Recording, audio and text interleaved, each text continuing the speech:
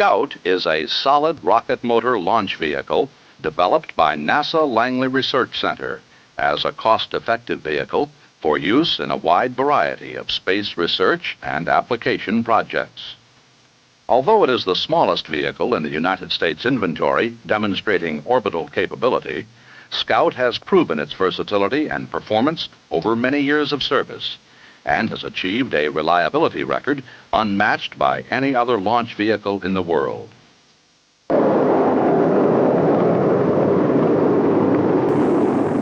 The purpose of this film is to acquaint you with the technical aspects of the Scout vehicle, its systems and performance capabilities. Scout mission capabilities include launch of Earth orbit satellites, deep space probes, and atmosphere re-entry payloads. 3 permanent launch sites are utilized in the Scout program. The site at Vandenberg Air Force Base, California, provides launch azimuths from due west through south, but is used principally for polar orbit and sun-synchronous missions launched in a southerly direction. The launch site at Wallops Flight Center, Virginia, offers an easterly launch azimuth and is used for missions with orbits inclined to the equator. The San Marco launch site off the coast of Kenya, Africa, provides near-equatorial orbital launches for Scout vehicles. Space probe or re-entry missions can be launched from any of these sites, but are usually accomplished from the Wallops Flight Center. The United States launch sites include clean room facilities for spacecraft buildup and checkout, and facilities for dynamic spin balancing of the spacecraft and fourth stage assembly. The San Marco range has limited clean room facilities, but no spin balancing capability.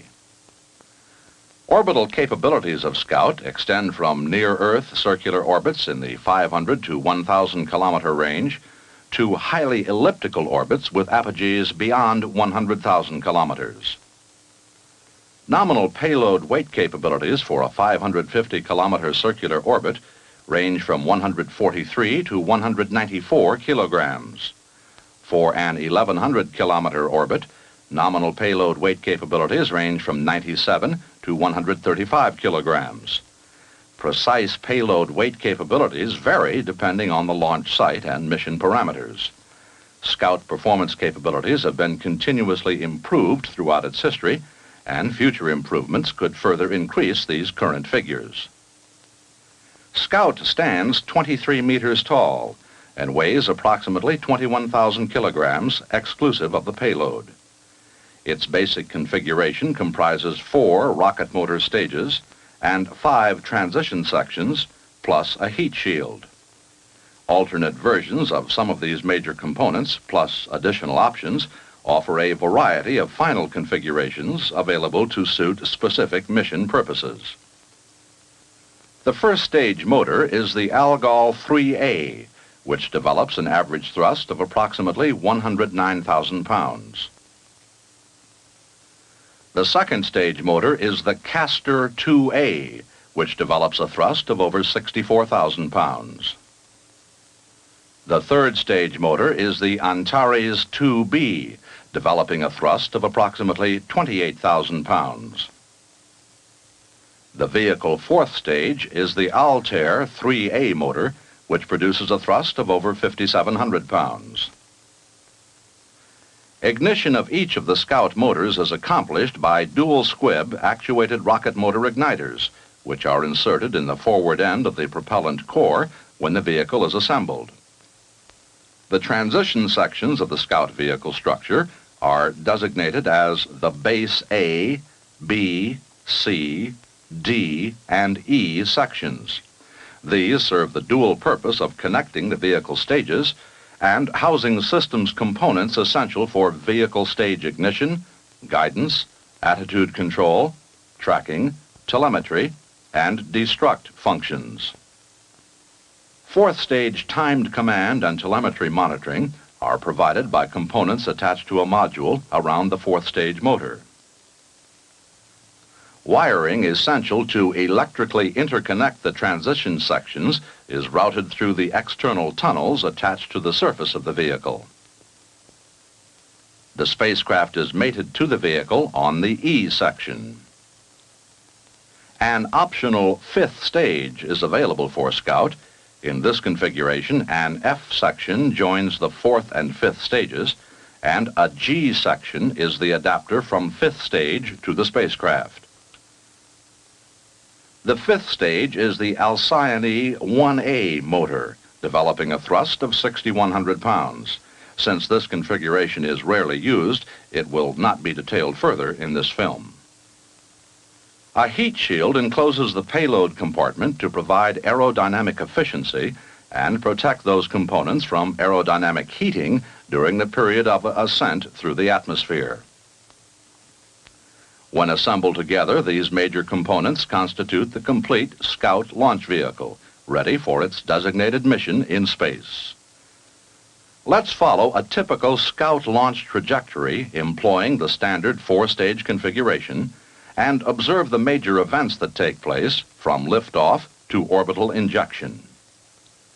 Prior to launch, the vehicle has been erected to a vertical position on the launcher and aligned to the selected launch azimuth. Pitch, roll, and yaw gyros of the guidance system are referenced to this position.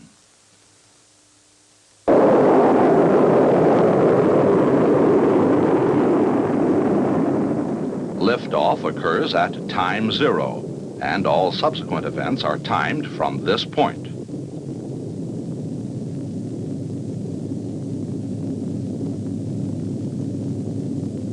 Throughout the launch trajectory, the guidance and control systems maintain stabilization in roll and yaw, while a pitch rate program successively alters the pitch angle to accomplish the desired trajectory. Attitude control and stabilization during the first stage burn is accomplished by the movable jet vanes and fin tips on the base A section of the vehicle. First stage burn lasts for 82 seconds, accelerating the vehicle to a velocity over 1,700 meters per second and an altitude of 44 kilometers. First stage burnout is followed by second stage ignition. Separation of the first stage occurs in the B section of the vehicle. Second stage burn lasts for 38 seconds and accelerates the vehicle to a velocity over 3,700 meters per second and an altitude of 89 kilometers. Attitude control for yaw roll stabilization and the pitch rate program during second stage motor burn is maintained by reaction thrust motors in the upper B section of the vehicle. During a brief coast period following motor burn, the heat shield is jettisoned, since the vehicle has now cleared the major part of the Earth's atmosphere. On ignition of the third stage motor, the second stage separates at the C section of the vehicle. Third stage burn lasts for 29 seconds and accelerates the vehicle to over 5,300 meters per second. Attitude control during this motor burn also is accomplished by reaction thrust motors, which are located in the upper C section. After third stage burnout, the vehicle remains in a coast period for the time required by the specific mission trajectory selected. During this period, the attitude control system completes orientation of the stage to the proper orbital injection attitude, and then the fourth stage and payload assembly are spin stabilized. Separation of the third stage occurs at the vehicle D section, followed by fourth stage ignition. The fourth stage burn lasts for 30 seconds, injecting the payload into the programmed orbit. If required by the mission, on completion of the fourth stage burn, the payload assembly may be separated from the motor and D-spin torque applied by the spacecraft to cease rotation.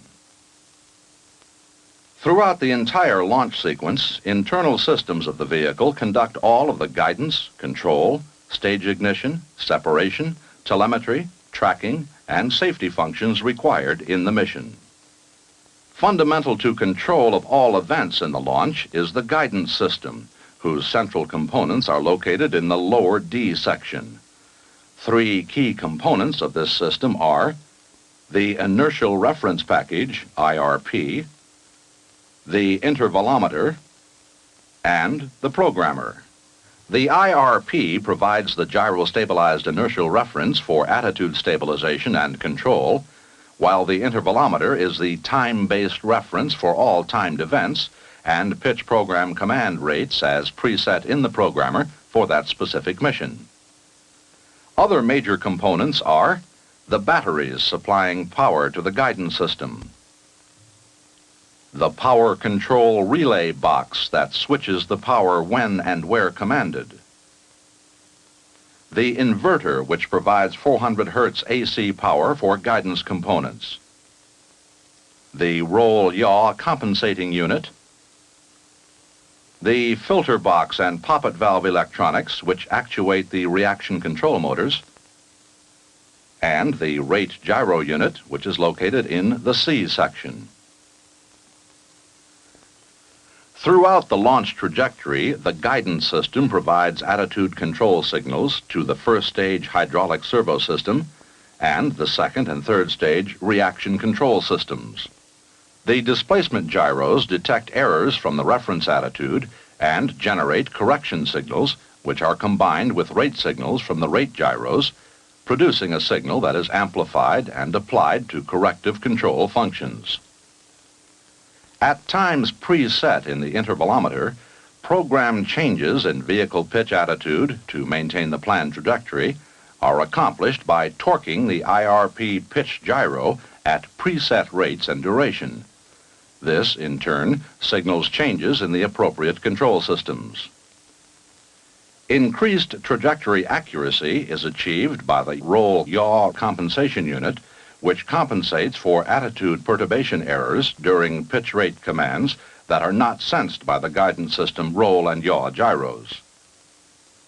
If required by the mission, program changes in yaw attitude also are possible in the same manner by torquing the yaw gyro of the IRP.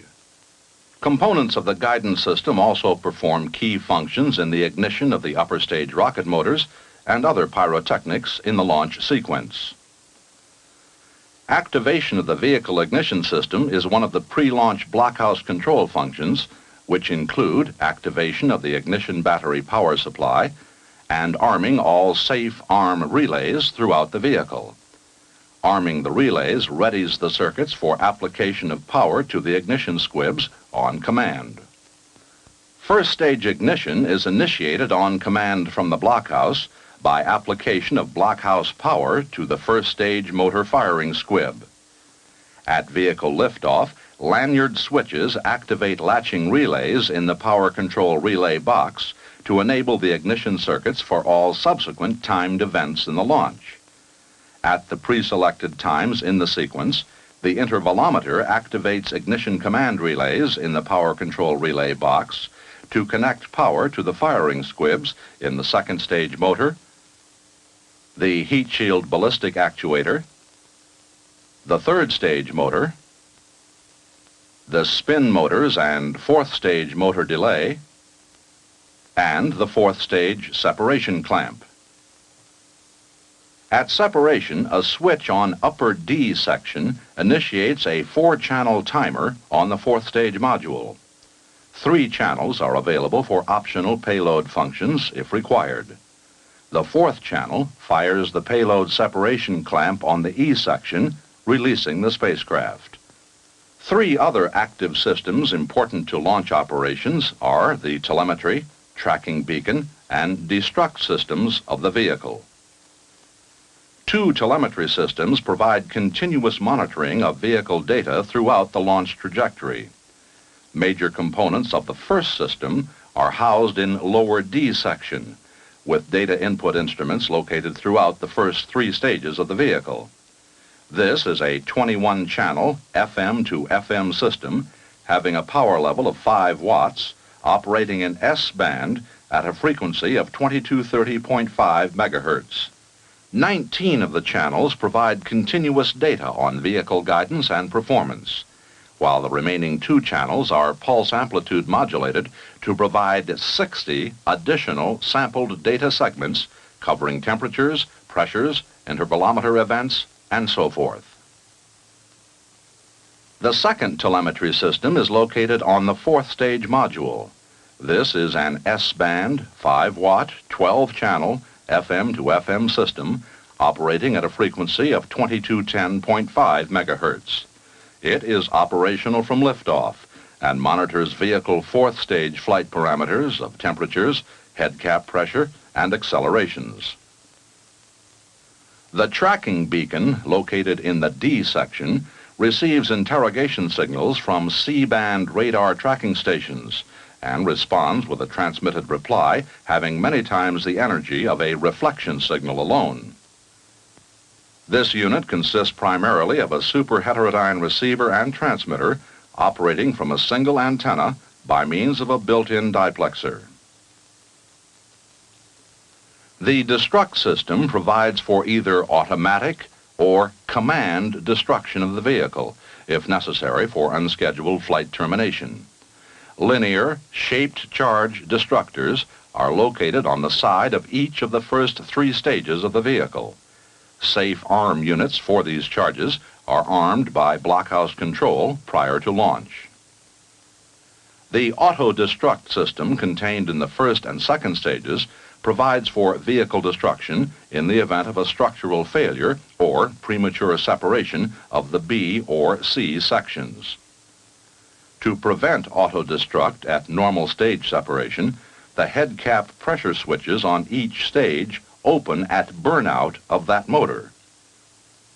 Structural failure or premature separation during first or second stage thrusting would actuate lanyard switches to complete the ignition circuit from internal batteries to the squibs of the destruct charges.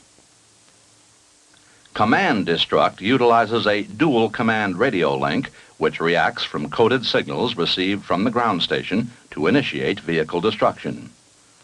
The first command signal transmitted from the ground is an arm signal which closes relay contacts in the relay box. The second command signal, routed through the first relay contacts, closes a second set of relays which complete the circuits from the ignition battery to the destruct charges. The command destruct circuitry contains redundant systems such that either radio receiver and either ignition battery can activate the destruct function. Although the telemetry, tracking, and destruct systems include a ground communication link, all of the internal systems of Scout are independent of ground control. After liftoff, the vehicle successfully completes the launch mission without further external command. Now let's examine in more detail is an aluminum and steel semi-monocoque structure that surrounds the nozzle of the first stage motor. This section is bolted to the base of the motor and provides the main support of the entire vehicle when erected on the launcher. Incorporated in the base A are 4 fixed fins with movable tips which provide aerodynamic control during trajectory through the atmosphere. Mechanically linked to each of the control tips are jet vanes that extend into the motor exhaust plume. These vanes provide the necessary control forces at liftoff when the vehicle velocity is not sufficient for the aerodynamic fin tips to be effective. Base A contains the complete hydraulic system components required to power these control surfaces during flight. Hydraulic control is effected by a conventional servo system whose main components include a battery power supply, hydraulic pump, fluid filter, reservoir, relief valves, and 4 servo actuator assemblies linked to the torque tube connecting vane and tip.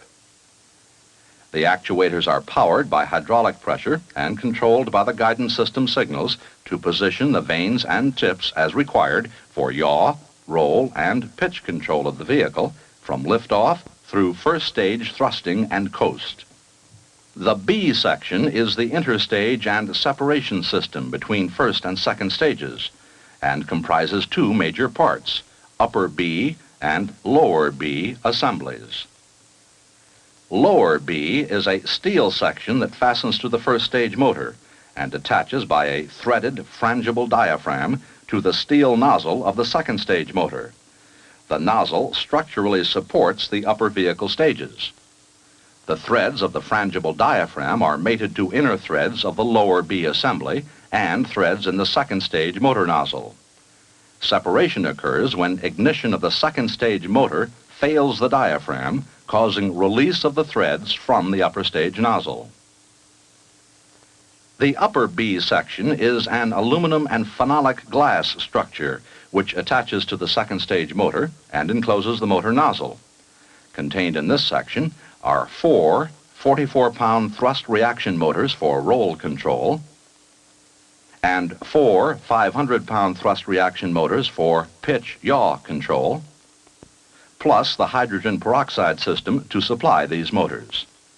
This reaction control system consists principally of 10 hydrogen peroxide tanks, 2 nitrogen tanks, the 8 reaction motors with control valve assemblies, plus pressure regulators, valves, and fittings to complete the system. The nitrogen system pressurizes the hydrogen peroxide tanks, which contain internal bladders to prevent mixing of the nitrogen and peroxide. On command from the guidance system, individual solenoid valves open and close to admit the pressurized hydrogen peroxide to the reaction control motors. The fuel passes through a catalyst bed in each motor, where it is decomposed into oxygen and steam and ejected through the motor nozzle at high velocity, producing the reactive force required. The reaction thrust motors of the B section control the vehicle through second stage burn and the following coast period when the heat shield is jettisoned. 3 heat shield configurations are available with Scout, the smallest having a payload compartment volume of 0.5 cubic meters, the second 0.68 cubic meters, and the largest 1.01 cubic meters. These heat shields are a phenolic glass laminate and honeycomb composite split shell structure with a metal nose cap. Increased thermal protection of the payload compartment is provided by a cork coating on the forward exterior surface. Inside surface temperature radiating to the payload does not exceed 125 degrees Fahrenheit in a maximum heating trajectory. An internal bumper braces against the fourth stage motor flange to evenly distribute the load. Payload access through the heat shield is provided by either spring-loaded or removable bolt-on doors. The size, type, and location of these are custom installed as required for each payload. The heat shield halves are joined at the separation plane by a series of coil spring modules. Each module contains 4 pairs of counter-wound steel springs that are compressed and latched before installation in one of the heat shield halves.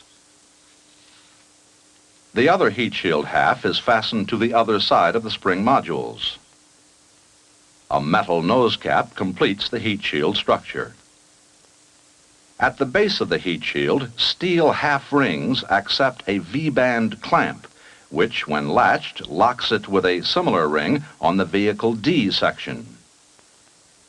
Inside the heat shield, a drawbar linkage connects the clamp latches and the spring module latches to a dual squib ballistic actuator.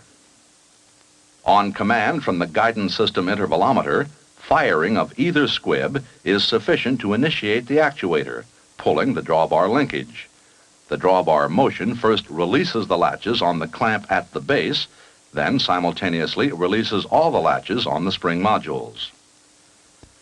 The springs impart a separation velocity to the heat shield halves sufficient to clear them from the vehicle. After heat shield separation, the next event is third stage ignition and separation of the second stage at the C section. The C section is an aluminum and phenolic glass structure mating the second and third stages of the vehicle and is composed of upper C and lower C assemblies joined by a frangible diaphragm.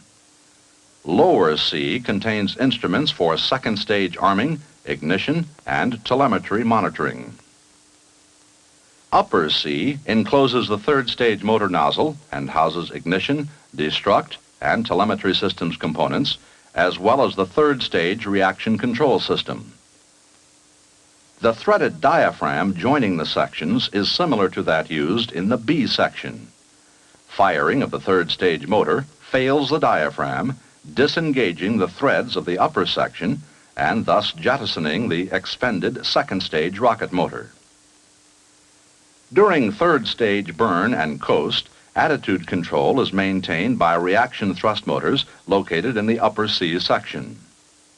10 motors are employed for this purpose, 4 60-pound thrust motors, 4 14-pound thrust motors, and 2 2-pound thrust motors.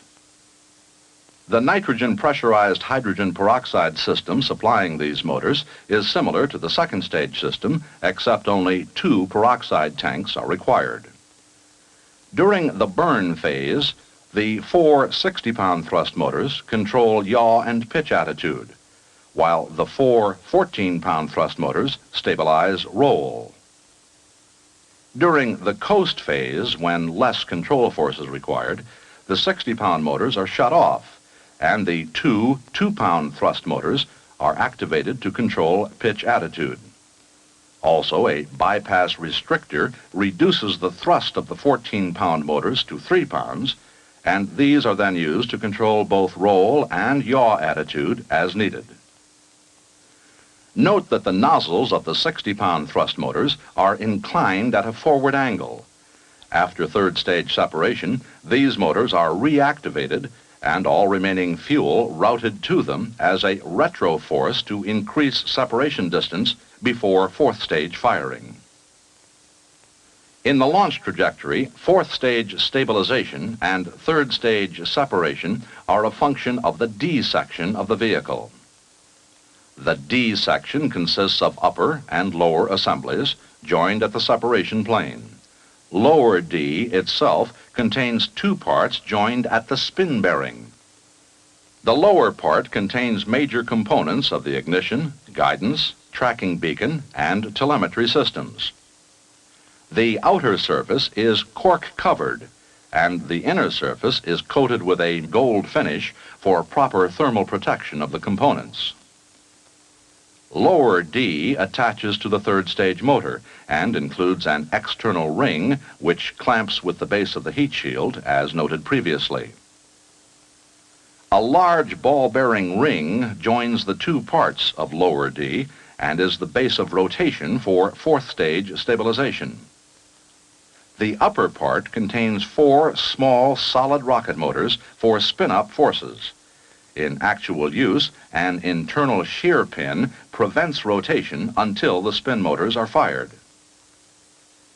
At the separation plane, the lower D assembly contains a series of coil springs with plungers that bear on the adjoining face of the upper D assembly. These springs are held in compression when the 2 assemblies are mated using a segmented V-grooved clamp containing 4 explosive bolts. When the bolts are fired, the clamp is ejected and the springs impart a differential velocity to the 2 stages. As noted previously, in the launch trajectory during third stage coast, the guidance and control system has completed orientation of the vehicle to the proper orbital injection attitude.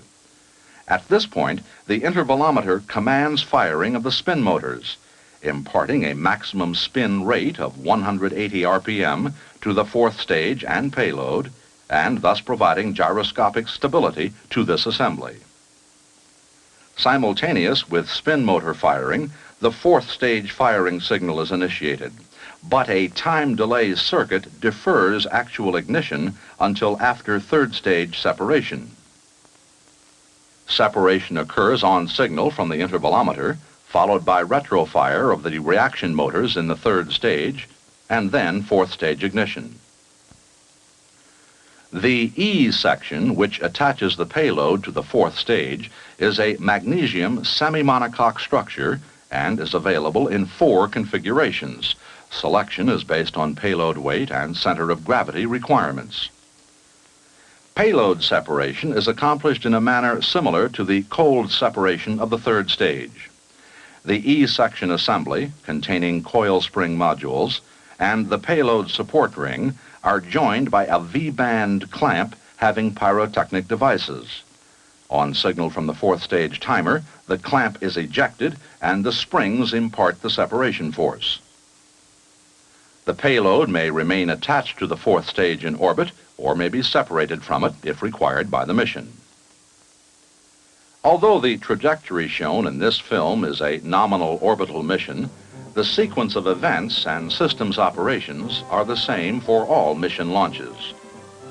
The wide latitude in pitch rate programming, coast period selection, and the many configuration options available give Scout a versatility in performance adaptable to many mission requirements. Scout is designed and engineered as a state-of-the-art vehicle. It is a proven, cost-effective system offering economical capability and a reliability record unequaled by any other launch vehicle. Publications offering more complete detail on Scout systems, components, and capabilities are available from NASA Langley Research Center or Vought Corporation Systems Division.